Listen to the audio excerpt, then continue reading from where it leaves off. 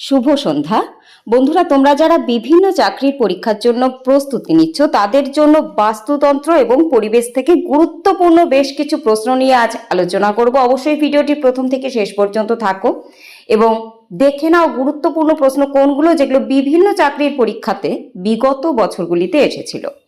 প্রথম প্রশ্ন, ইকোলজির কার্যকরী সংজ্ঞা প্রণয়ন করেন কে? ট্রান্সলে, উডহাউস, ই হেকেল, ক্লার্ক। সঠিক উত্তর হয়ে যাবে ই হেকেল। এখানে আরো কিছু গুরুত্বপূর্ণ তথ্য আমি তোমাদের জন্য দিয়ে রেখেছি। উনি একজন জার্মান জীববিজ্ঞানী ছিলেন এবং 1866 খ্রিস্টাব্দে তিনি এই সংজ্ঞাটি প্রদান করেছিলেন। নেক্সট, সর্বপ্রথম ইকোসিস্টেম শব্দটি ব্যবহার করেন কে? ট্রান্সলে, উডহাউস, ই হেকেল, ক্লার্ক। এটিও বিগত বিভিন্ন চাকরির পরীক্ষাতে এসেছিল, তো সঠিক উত্তর হয়ে যাবে ট্রান্সলে। ট্রান্সলে ছিলেন ব্রিটিশ বাস্তুবিজ্ঞানী এবং 1935 খ্রিস্টাব্দে তিনি ইকোসিস্টেম এই ধারণাটি দিয়েছিলেন। নেক্সট, সংরক্ষণের কার্যকরী সংজ্ঞা প্রদান করেন কে? ট্রান্সলে, উডহাউস, ই হেকেল, ওডাম।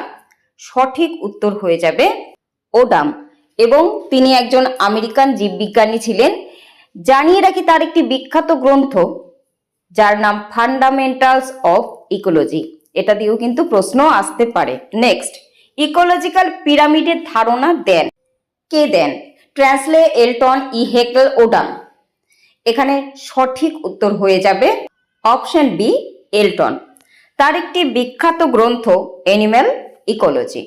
পরবর্তী প্রশ্ন, 10% সূত্র কার দেওয়া? ট্রান্সলে, এলটন, লিন্ডেম্যান, ওডাম। সঠিক উত্তর লিন্ডেম্যানের দেওয়া। 1942 সালে তিনি এই সূত্রটি দিয়েছিলেন। এবার বিষয়টিকে একটু জেনে নেওয়া যাক। এটি একটি খাদ্য পিরামিড। এবার উৎপাদক শরীরে খাদ্য তৈরি করছে বা খাদ্য উৎপন্ন করছে, তাকে প্রথম শ্রেণীর খাদক যারা রয়েছে, যেমন ঘাস ফড়িং, খরগোশ, হরিণ, অর্থাৎ যারা ঘাস পাতা খায়, সরাসরি সবুজ উদ্ভিদ গ্রহণ করছে, তারা প্রথম শ্রেণীর খাদক, তারা উৎপাদককে গ্রহণ করছে। এবার দ্বিতীয় শ্রেণীর খাদক, এই খরগোশকে আবার বন বিড়াল খায়, হ্যাঁ, তারপর ঘাস ফড়িংকে আবার ব্যাঙ খাচ্ছে, তাহলে এরা কিন্তু দ্বিতীয় শ্রেণীর খাদক। এই দ্বিতীয় শ্রেণীর খাদক আবার প্রথম শ্রেণীর খাদকদের গ্রহণ করছে। একইভাবে তৃতীয় শ্রেণীর খাদক দ্বিতীয় শ্রেণীর খাদকদের গ্রহণ করছে। তো সেই ক্ষেত্রে এই যে শক্তিটা, উৎপাদকের যে শক্তিটা ছিল, সেই শক্তিটা আস্তে আস্তে কিন্তু তৃতীয় শ্রেণীর খাদক অব্দি যাবে, কিন্তু মাত্র 10% শক্তি এক শ্রেণী থেকে আরেক শ্রেণী, সেই শ্রেণী থেকে তার পরবর্তী শ্রেণী, এভাবে যাবে। তাহলে সূত্রটি কি? সূত্রটি হলো রেমন্ড লিন্ডম্যান প্রদত্ত 10% সূত্র অনুযায়ী খাদ্য শৃঙ্খলে এক পুষ্টি স্তর থেকে পরবর্তী পুষ্টি স্তরে স্থানান্তরের সময় মাত্র 10% শক্তি স্থানান্তরিত হয় এবং বাকি 90% শক্তি শোষণ, বিপাকীয় প্রক্রিয়া ও তাপ আকারে নষ্ট হয়ে যায়।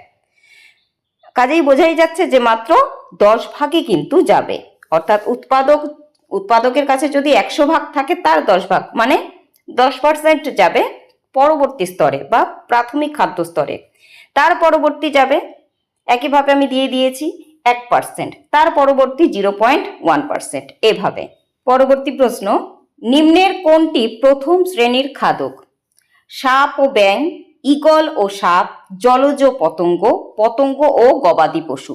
তো আমরা জানি যারা নাকি সরাসরি ঘাস পাতা খায়, সবুজ উদ্ভিদ খায় বা উৎপাদককে গ্রহণ করে, তারা হলো প্রথম শ্রেণীর খাদক। তাহলে এখানে গবাদি পশু আছে এবং সেই সাথে পতঙ্গ আছে। পতঙ্গের মধ্যে ঘাস ফড়িং বা অনেক পতঙ্গ আছে যারা নাকি সরাসরি ঘাস পাতা গ্রহণ করে, আর গবাদি পশু তো গ্রহণ করেই, তাহলে শেষেরটা হবে সঠিক উত্তর। নেক্সট, বাস্তুতন্ত্রের শক্তির প্রবাহ হলো প্রবাহহীন, একমুখী, উভয়মুখী, দ্বিমুখী।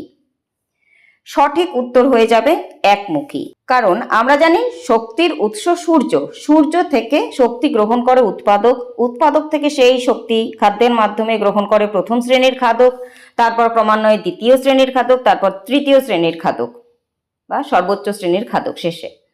এবার এই যে শক্তিটা, এই শক্তি কিন্তু পুনরায় আর সূর্যে ফিরে যেতে পারছে না, কাজেই এই শক্তির প্রবাহ একমুখী। পরবর্তী প্রশ্ন, নিম্নের কোনটির মধ্যে পৃথিবীর বৃহত্তম বাস্তুতন্ত্র আছে?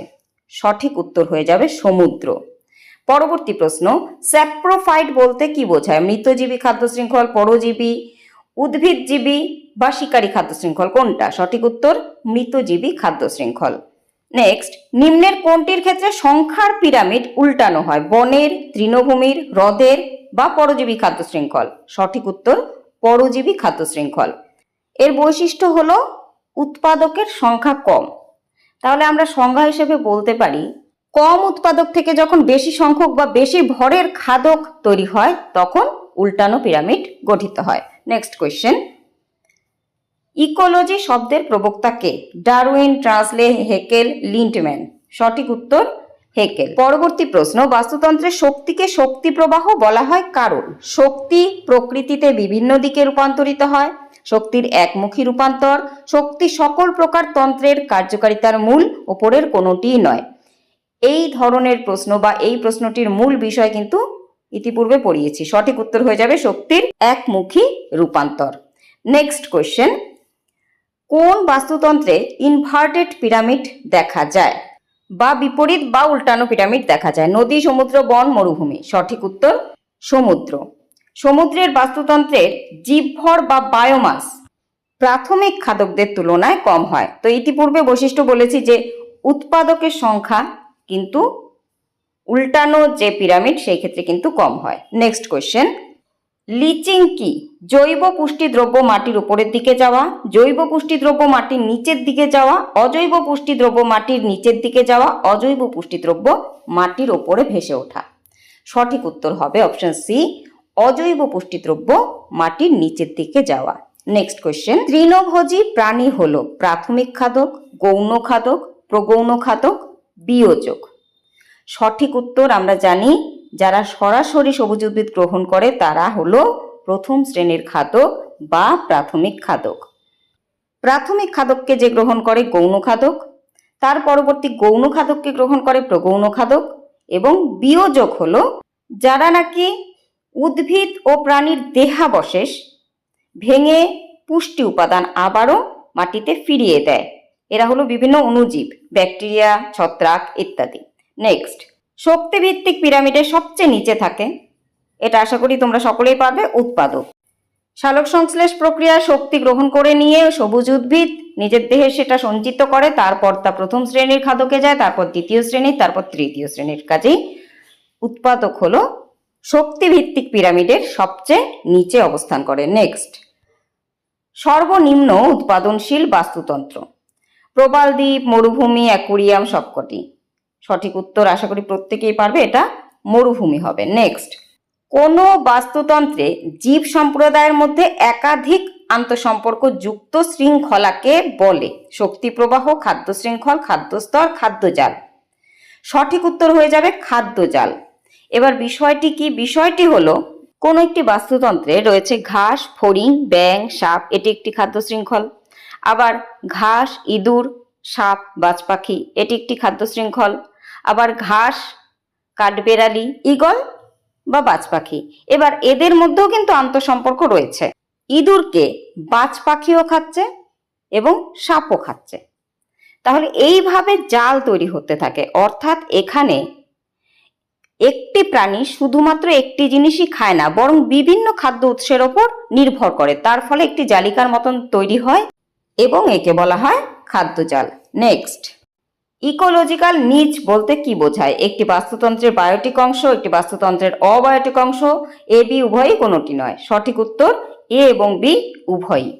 পরবর্তী প্রশ্ন, জলাশয়ে ভাসমান আণুবীক্ষণিক জীবকে বলা হয় বেন্থস, নেকটন, প্ল্যাঙ্কটন, পেলাজিক? সঠিক উত্তর প্ল্যাঙ্কটন। এই প্ল্যাঙ্কটন আবার দু প্রকার, ফাইটোপ্ল্যাঙ্কটন এবং জুপ্ল্যাঙ্কটন। পরবর্তী প্রশ্ন, পৃথিবীর জল, স্থল ও অন্তরিক্ষে অবস্থিত জীবসমূহ নিয়ে গঠিত হয়েছে হাইড্রোস্ফিয়ার, লিথোস্ফিয়ার, অ্যাটমসফিয়ার, বায়োস্ফিয়ার?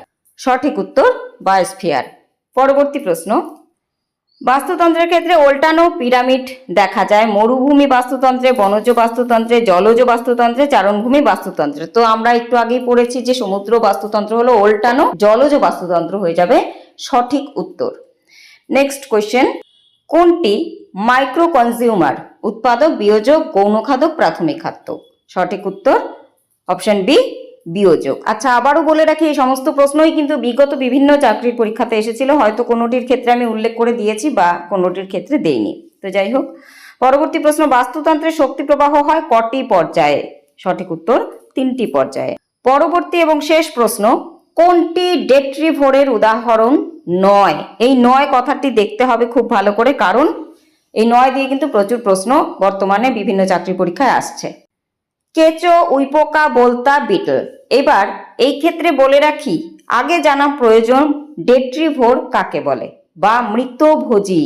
তাহলে বোঝা যাচ্ছে যারা নাকি মৃত উদ্ভিদ বা প্রাণীর দেহাবশেষ বা পচনশীল দেহ থেকে জৈব উপাদান সংগ্রহ করে তা খাদ্য হিসেবে গ্রহণ করে বেঁচে থাকে, তারাই হলো ডেট্রিভোর। তাহলে এখানে সঠিক উত্তর কিন্তু হয়ে যাবে নয়, যেহেতু বলেছে বোলতা।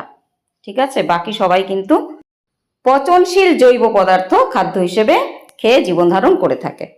আশা করি ভিডিওটি তোমাদের জন্য উপকারী। যদি মনে হয় ভিডিওটি উপকারী, অবশ্যই একটি লাইক করবে, কমেন্ট করে জানাতে পারো। আর কোন বিষয়ের ওপর তোমরা ভিডিও চাইছো, আমি অবশ্যই সেগুলো অতি শীঘ্র দেবার চেষ্টা করব।